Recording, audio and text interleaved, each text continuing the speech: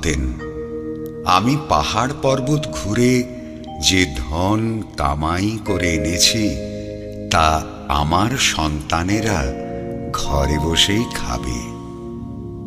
বাবার মহিমা অসীম।